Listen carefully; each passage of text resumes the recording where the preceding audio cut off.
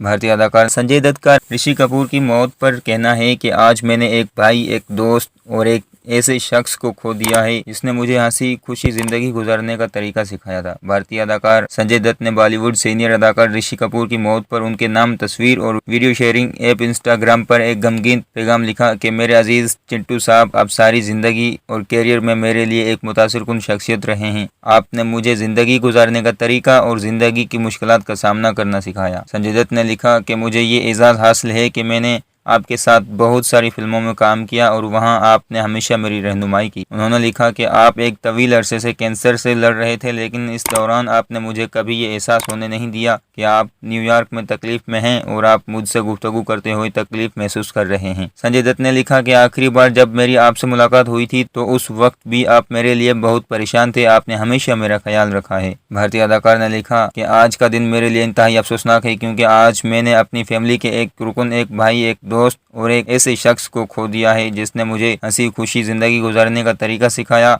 आखिर में संजय दत्त ने लिखा कि मैं आपसे बहुत प्यार करता हूं चिंटू साहब, मैं हमेशा आपको याद करता रहूंगा।